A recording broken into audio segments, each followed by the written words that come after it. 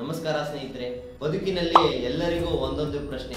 ನಾವು ಗುಂಪಿನಲ್ಲಿ ಕಾಗೆಯಂತೆ ಕೂಗಬೇಕಾ ಅಥವಾ ಗರುಡನಂತೆ ಏಕಾಂಗಿಯಾಗಿ ಎತ್ತರಕ್ಕೆ ಹಾರಬೇಕಾ?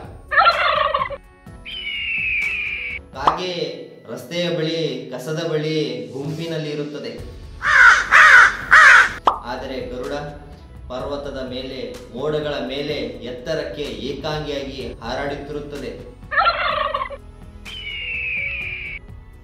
ಗರುಡ 70 ವರ್ಷ ಬದುಕಿ ಬಾಳುತ್ತದೆ.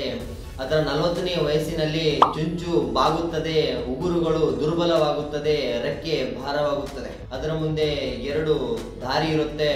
ಒಂದು ನೋವಿನಿಂದ ಸಾಯೋದು, ಇನ್ನ ಒಂದು ನೋವನ್ನ ಒಪ್ಪಿಕೊಂಡು ಪುನರ್ಜನ್ಮ ಪಡ್ಕೊಳ್ಳೋದು. ಅದು ಏನು ಮಾಡುತ್ತದೆ ಗೊತ್ತಾ? ಎತ್ತರದ ಪರ್ವತದ ಮೇಲೆ ಹಾರುತ್ತದೆ, ತನ್ನ ಚುಂಚನ್ನು ಕಲ್ಲಿಗೆ ಹೊಡೆದು ಮುರಿಯುತ್ತದೆ, ಉಗುರುಗಳನ್ನು ಕಿತ್ತು ಹಾಕುತ್ತದೆ, ರೆಕ್ಕೆಗಳನ್ನು ಕೀಳುತ್ತದೆ. 150 ದಿನ ನೋವನ್ನು ಅನುಭವಿಸುತ್ತದೆ. ಮತ್ತೆ ಹೊಸ ರೆಕ್ಕೆ, ಹೊಸ ಚುಂಚು, ಹೊಸ ಉಗುರುಗಳನ್ನು ಬೆಳೆಸುತ್ತದೆ. ಮತ್ತೆ 30 ವರ್ಷಗಳ ಕಾಲ ಎತ್ತರಕ್ಕೆ, ಪರ್ವತದ ಮೇಲೆ, ಮೋಡಗಳ ಮೇಲೆ ಏಕಾಂಗಿಯಾಗಿ ಹಾರಾಡಿ ತನ್ನ ಜೀವನವನ್ನು ಸಾಗಿಸುತ್ತದೆ. ಆ ಸ್ನೇಹಿತರೆ, ಜೀವನದಲ್ಲಿ ಹಳೆಯ ನೋವು, ಹಳೆಯ ಅಭ್ಯಾಸ, ಹಳೆಯ ಭಯವನ್ನು ಕಿತ್ತು ಹಾಕದೇ ಇದ್ದರೆ ನೀವು ಎತ್ತರಕ್ಕೆ ಏರಲಾರರಿ. ಮೀನುಗಾರನ ಮಗ ಹಣವಿಲ್ಲ, ಪುಸ್ತಕ ಕೊಳ್ಳಲು ಸಾಧ್ಯವಾಗುತ್ತಿಲ್ಲ. ಆದ್ರೆ ಅವನು ಒಂದು ಕನಸು ಕಂಡ. ಆ ಕನಸು ಕಣ್ಣು ಮುಚ್ಚಿದಾಗ ಕಾಣಿಸೋದಲ್ಲ, ಕಣ್ಣು ತೆರೆದಾಗ ನಿದ್ದೆ ಬಾರದಂತೆ ಮಾಡಿದ ಗುರಿಯದು.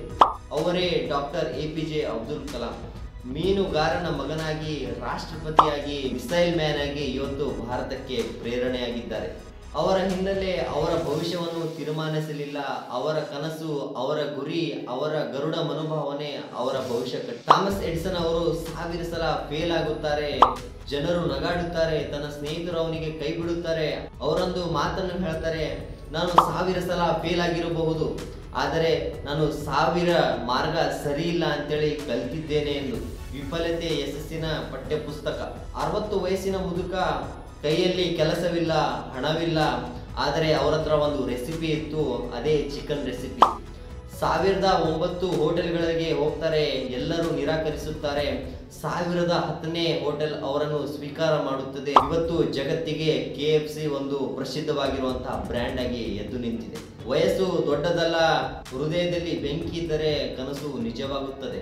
ಮಿಲ್ಕಾ ಸಿಂಗ್ ಬಾಲ್ಯದಲ್ಲೇ ಕುಟುಂಬವನ್ನು ಕಳೆದುಕೊಂಡರು, ಹಸುವಿನಿಂದ ಹೋರಾಡಿದರು, ಚಪ್ಪಲಿ ಇಲ್ಲದೆ ಓಡಬೇಕಾಯಿತು, ಅಂದರೂ ಓಡಿದರು, ಹೋರಾಡಿದರು. ಭಾರತಕ್ಕೆ ಫ್ಲೈಯಿಂಗ್ ಸಿಖ್ ಆಗಿ ಬಿರುದನ್ನು ತಂದುಕೊಟ್ಟರು. ನೋವು ಎಷ್ಟು ದೊಡ್ಡದೋ ಯಶಸ್ಸು ಕೂಡ ಅಷ್ಟೇ ಎತ್ತರವಾಗಿರುತ್ತದೆ, ನೆನಪಿಟ್ಟುಕೊಳ್ಳಿ. SpaceX ಆರಂಭಿಸಿದ್ದು ಎಲನ್ ಮಾಸ್ಕ್ 3 ಬಾರಿ ಒಂದು ರಾಕೆಟ್ ಅನ್ನ ಲಾಂಚ್ ಮಾಡ್ತಾರೆ. 4ನೇ ಬಾರಿ ಅದು ಫೇಲ್ ಆದ್ರೆ ಅವರ ಕಂಪನಿಯನ್ನು ಮುಚ್ಚಬೇಕಾಗುತ್ತದೆ. ಆದ್ರೂ ಕೂಡ ಅವರ ಹಠವನ್ನು ಬಿಡಲಿಲ್ಲ. 4ನೇ ಬಾರಿ ಹಾರಿಸಿದರು, ಸಕ್ಸಸ್ ಆದ್ರು. ಇವತ್ತು ಜಗತ್ತಿಗೆ SpaceX ಒಂದು ದೊಡ್ಡ ಕಂಪನಿಯಾಗಿ ಬೆಳೆದು ನಿಂತಿದೆ. ವಿಫಲತೆ ಅನ್ನೋದು ರಾಕೆಟ್ ನ ಫ್ಯೂಲ್ ತರ, ಅದು ನಿಮಗೆ ಎತ್ತರಕ್ಕೆ ಲಾಂಚ್ ಮಾಡುತ್ತದೆ. ಸ್ನೇಹಿತರೆ, ಜೀವನದಲ್ಲಿ ನಿಮ್ಗೆ 2 ದಾರಿ ಇದೆ. ಕಾಗೆಯಂತೆ ಗುಂಪಿನಲ್ಲಿ ಕೂಗೋದು ಅಥವಾ ಗರುಡನಂತೆ ಎತ್ತರಕ್ಕೆ ಏಕಾಂಗಿಯಾಗಿ ಹಾರಾಡೋದು. ಅಡೆತಡೆ, ಸಮಸ್ಯೆ, ಸೋಲು ಅದು ಕೊನೆಯಲ್ಲ, ಅದು ನಿಮ್ಮ ರೂಪಾಂತರ ಸಮಯ.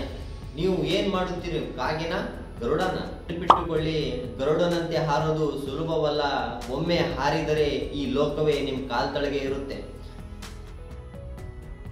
ಈ ವಿಡಿಯೋ ನಿಮ್ಗೆ ಏನಾದ್ರು ಮೋಟಿವ್ ಅನ್ಸಿದ್ರೆ ಲೈಕ್, ಶೇರ್, ಸಬ್ಸ್ಕ್ರೈಬ್ ಮಾಡಿ. ಮತ್ತೆ ಮುಂದಿನ ವಿಡಿಯೋದಲ್ಲಿ ಸಿಗೋಣ. ಜೈ ಹಿಂದ್.